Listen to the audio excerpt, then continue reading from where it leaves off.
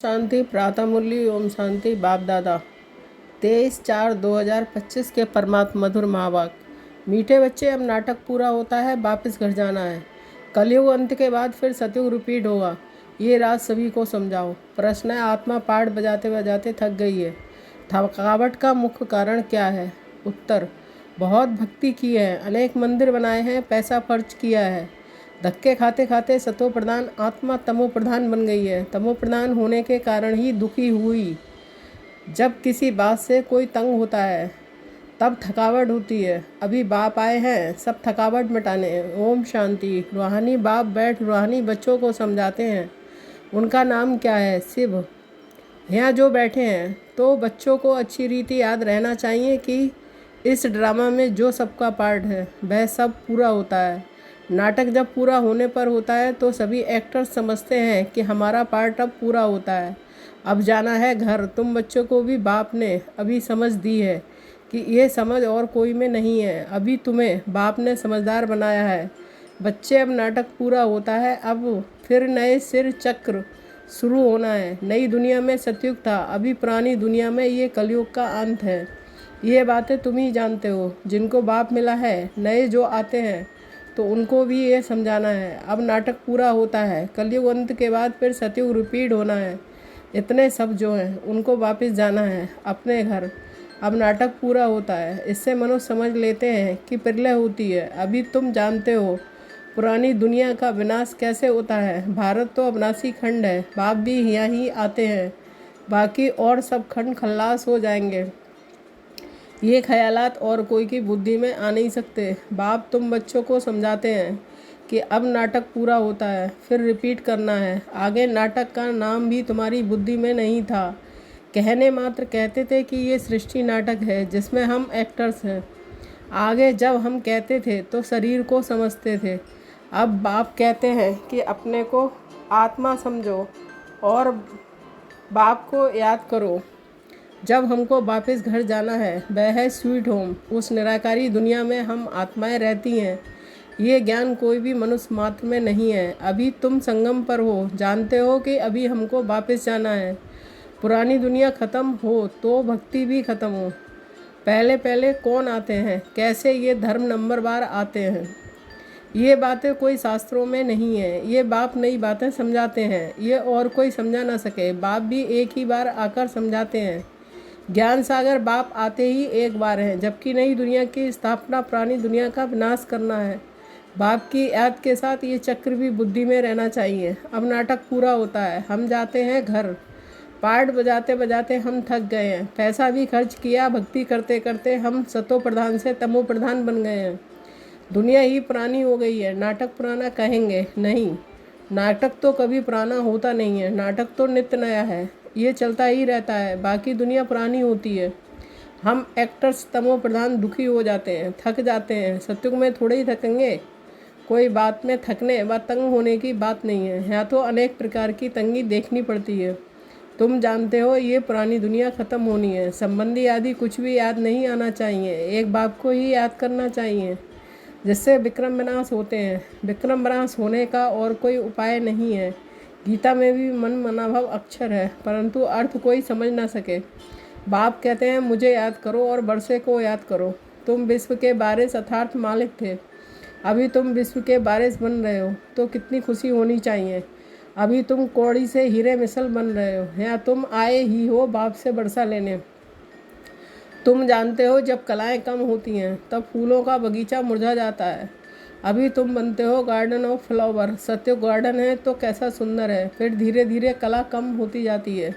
दो कला कम हुई, गार्डन मुरझा गया, अभी तो कांटों का जंगल हो गया है। अभी तुम जानते हो दुनिया को कुछ भी पता नहीं है। ये नॉलेज तुमको मिल रही है, यह है नई दुनिया के लिए नई नॉलेज। नई दुनिया स्थापन होती है, करने वाला है बाप। सृष्टि का रचयिता बाप है। याद भी बाप को ही करते हैं कि आकर हेवन रचो, सुखधाम रचो, तो ज़रूर सुख दुखधाम का विनाश होगा ना। बाबा रोज़ रोज़ समझाते रहते हैं, उसको धारण कर फिर समझाना है। पहले पहले तो मुख्य बात समझानी है, हमारा बाप कौन है जिससे वर्षा पाना है। भक्ति मार्ग में भी गॉड फादर को याद करते हैं कि हमारे दुख हरो सुख दो। तो तुम बच्चों की बुद्धि में भी स्मृति रहनी चाहिए स्कूल में स्टूडेंट की बुद्धि में नॉलेज रहती है ना, कि घर बार स्टूडेंट लाइफ में धंधे धोरी की बात रहती नहीं, स्टडी की याद रहती है। यहाँ तो फिर कर्म करते गृहस्थ व्यवहार में रहते। बाप कहते हैं ये स्टडी करो, ऐसे नहीं कहते हैं कि सन्यासियों के मुआफिक घर बार छोड़ो। ये है ही राजयोग, ये प्रवृत्ति मार्ग है। सन्यासियों को भी तुम कह सकते हो कि वह तुम्हारा है हटियो, तुम घर बार छोड़ते हो। यहाँ वह बात नहीं है। नई दुनिया ही कैसी गंदी है, क्या लगा पड़ा है, गरीब आदि कैसे रहे पड़े हैं, देखने से ही नफरत आती है। बाहर से जो विजिटर आदि आते हैं उन्हों को तो अच्छे अच्छे स्थान दिखाते हैं, गरीब आदि कैसे गंद में रहे पड़े हैं वह थोड़े ही दिखाते हैं। वह तो है ही नर्क, परंतु उनमें भी फर्क तो बहुत है ना। साहूकार लोग कहाँ रहते हैं, गरीब कहाँ रहते हैं, कर्मों का हिसाब है ना। सतयुग में ऐसी गंदगी हो नहीं सकती है, वहाँ भी फर्क तो रहता है ना। कोई सोने के महल बनाएंगे और कोई चांदी के और कोई ईंटों के। यहाँ तो कितने खंड हैं, एक यूरोप खंड ही कितना बड़ा है, वहाँ तो सिर्फ हम ही होंगे।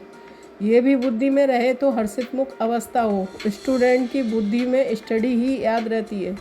बाप और वर्षा ये तो समझाया है, बाकी थोड़ा समय है। वह तो कह देते हैं हजारों लाखों वर्ष, यहाँ तो बात ही 5,000 वर्ष की है। तुम बच्चे समझ सकते हो कि अभी हमारे राजधानी की स्थापना हो रही है, बाकी सारी दुनिया ख़त्म होनी है। ये पढ़ाई है ना, बुद्धि में ये याद रहे हम स्टूडेंट हैं, हमको भगवान पढ़ाते हैं, तो भी कितनी खुशी रहे। ये क्यों भूल जाता है, माया बड़ी प्रबल है, वह भुला देती है। स्कूल में सब स्टूडेंट्स पढ़ रहे हैं, सभी जानते हैं कि हमको भगवान पढ़ाते हैं। वहाँ तो अनेक प्रकार की विद्या पढ़ाई जाती है, अनेक टीचर्स होते हैं। यहाँ तो एक ही टीचर है, एक ही स्टडी है, बाकी नायब टीचर्स तो ज़रूर चाहिए। स्कूल है एक, बाकी सब ब्रांचेज हैं। पढ़ाने वाला एक बाप है, बाप आकर सभी को सुख देते हैं। तुम जानते हो आधा कल्प हम सुखी रहेंगे, तो ये भी खुशी रहनी चाहिए। शिव बाबा हमको पढ़ाते हैं, शिव बाबा रचना रचते हैं ही स्वर्ग की। हम स्वर्ग का मालिक बनने के लिए पढ़ते हैं। कितनी खुशी अंदर में रहनी चाहिए। वह स्टूडेंट भी खाते पीते सब कुछ घर का काम आदि करते हैं। हाँ, कोई हॉस्टल में रहते हैं कि जास्ती पढ़ाई में ध्यान रहेगा। सर्विस करने के लिए बच्चियां बाहर में रहती हैं, कैसे कैसे मनुष्य आते हैं। यहाँ तो तुम कितने सेफ बैठे हो, कोई अंदर घुस ना सके। यहाँ कोई का संग नहीं है, पति से बात करने की दरकार नहीं है, तुमको कोई का मुंह देखने की भी दरकार नहीं है। फिर भी बाहर रहने वाले तीखे चले जाते हैं, कैसा बंडर है। बाहर रहने वाले कितनों को पढ़ाकर आप समान बनाकर और ले आते हैं। बाबा समाचार पूछते हैं, कैसे पेशेंट को ले आए हो। कोई बहुत ख़राब पेशेंट है तो उनको 7 रोज़ भट्टी में रखा जाता है। यहाँ कोई भी शूद्र को नहीं ले आना है। ये मधुबन है, जैसे कि तुम ब्राह्मणों का एक गांव है। यहाँ बाप तुम बच्चों को बैठ समझाते हैं, विश्व का मालिक बनाते हैं। कोई शूद्र को ले आएंगे तो ये वाइब्रेशन ख़राब करेगा। तुम बच्चों की चलन भी बहुत रॉयल चाहिए। आगे चल तुमको बहुत साक्षात्कार होते रहेंगे। वहाँ क्या क्या होगा, जानवर भी कैसे अच्छे अच्छे होंगे। अब अच्छी बातें होंगी। सतयुग की कोई चीज़ यहाँ हो ना सके, वहाँ फिर यहाँ की चीज़ हो ना सके। तुम्हारी बुद्धि में है हम स्वर्ग के लिए इम्तिहान पास कर रहे हैं। जितना पढ़ेंगे और फिर पढ़ाएंगे। टीचर बन औरों को रास्ता बताते हैं। सब टीचर्स हैं, सबको टीच करना है। पहले पहले तो बाप की पहचान दे बतलाना है कि बाप से ये वर्षा मिलता है। गीता बाप ने सुनाई है। ये प्रजापिता ब्रह्मा है, तो ब्राह्मण भी यहाँ चाहिए। ब्रह्मा भी शिव बाबा से पढ़ते रहते हैं। तुम अभी पढ़ते हो विष्णुपुरी में जाने के लिए। यह है तुम्हारा अलौकिक घर, लौकिक, पारलौकिक और फिर अलौकिक। नई बात है ना। भक्ति मार्ग में अभी कभी ब्रह्मा को याद नहीं करते। ब्रह्मा बाबा किसको कहने आता नहीं, शिव बाबा को याद करते हैं कि दुख से छुड़ाओ। वह है पारलौकिक बाप, ये फिर है अलौकिक। इनको तुम सूक्ष्म वतन में भी देखते हो, फिर यहाँ भी देखते हो। लौकिक बाप तो यहाँ देखने में आता है, पारलौकिक बाप तो परलोक में ही देख सकते हैं। ये फिर है अलौकिक वंडरफुल बाप। इस अलौकिक बाप को समझने में ही मूंझते हैं। शिव बाबा के लिए तो कहेंगे निराकार है, तुम कहेंगे वह बिंदी है, वह करके अखंड ज्योति बाप ब्रह्मा कह देते हैं। अनेक मत हैं, तुम्हारी एक ही मत है। एक के द्वारा बाप ने मत देना शुरू की है, फिर वृद्धि कितनी होती है। तुम बच्चों की बुद्धि में ये रहना चाहिए कि हमको सिर्फ बाबा पढ़ा रहे हैं, पतित से पावन बना रहे हैं। रावण राज्य में जरूर पतित तमो प्रधान बनना ही है, नाम ही है पतित दुनिया, सब दुखी भी हैं। तब तो बाप को याद करते हैं कि बाबा हमारे दुख दूर कर हमको सुख दे। सब बच्चों का बाप एक ही है, वह तो सबको सुख देंगे ना। नई दुनिया में तो सुख ही सुख है, बाकी सब शांति धाम में रहते हैं। ये बुद्धि में रहना चाहिए। अभी हम जाएंगे शांति धाम। जितना नज़दीक आते जाएंगे तो आज की दुनिया क्या है, कल की दुनिया क्या होगी, सब देखते रहेंगे। स्वर्ग की बादशाही नज़दीक देखते रहेंगे। तो बच्चों को मुख्य बात समझाते हैं। बुद्धि में ये याद रहे कि हम स्कूल में बैठे हैं, शिव बाबा इस रथ पर सवार हो आए हैं हमको पढ़ाने। ये भागीरथ है, बाप आएंगे भी जरूर एक बार। भगीरथ का नाम क्या है ये भी किसको पता नहीं है। यहाँ तुम बच्चे जब बाप के सम्मुख बैठते हो तो बुद्धि में याद रहे कि बाबा आया हुआ है, हमको सृष्टि चक्र का राज बता रहे हैं। अभी नाटक पूरा होता है, अब हमको घर जाना है। ये बुद्धि में रखना कितना सहज है, परंतु ये भी याद नहीं कर सकते कि अभी चक्र पूरा होता है, अब हमको जाना है, फिर नई दुनिया में आकर पार्ट बजाना है, फिर हमारे बाद फलाने आएंगे। तुम जानते हो ये चक्र सारा कैसे फिरता है। दुनिया की वृद्धि को कैसे पाती है, नई से पुरानी, फिर पुरानी से नई होती है। विनाश के लिए तैयारियां भी देख रहे हो, नेचुरल कैलमिटीज भी होनी है। इतने बॉम्ब्स बना कर रखे हैं तो काम में तो आने हैं ना। बॉम्ब्स में ही इतना काम होगा जो फिर मनुष्यों की लड़ाई की दरकार नहीं रहेगी। लश्कर को फिर छोड़ते जाएंगे, बॉम्ब्स फेंकते जाएंगे, फिर इतने सब मनुष्य नौकरी से छूट जाएंगे तो भूख मरेंगे ना। ये सब होने का है, फिर सिपाही आदि क्या करेंगे। अर्थक्वेक होती रहेगी, बॉम्ब्स गिरते रहेंगे, एक दो को मारते रहेंगे, खूने नायक खेल तो होना है ना।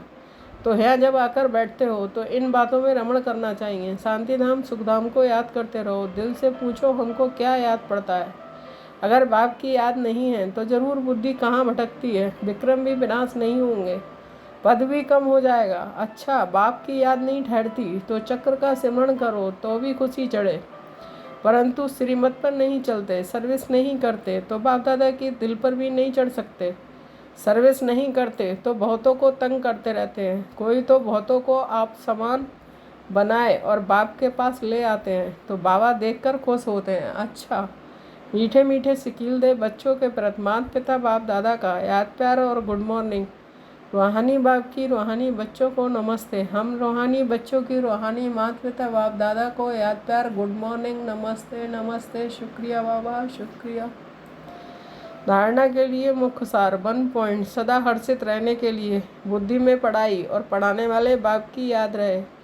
खाते पीते सब काम करते पढ़ाई पर पूरा ध्यान देना है। 2 पॉइंट, बाप दादा की दिल पर चढ़ने के लिए श्रीमत पर बहुतों को आप समान बनाने की सर्विस करनी है, किसी को भी तंग नहीं करना है। वरदान, आश्चर्यपन के इंजेक्शन द्वारा मन को कंट्रोल करने वाले एकाग्रचित्त भाव स्पष्टीकरण।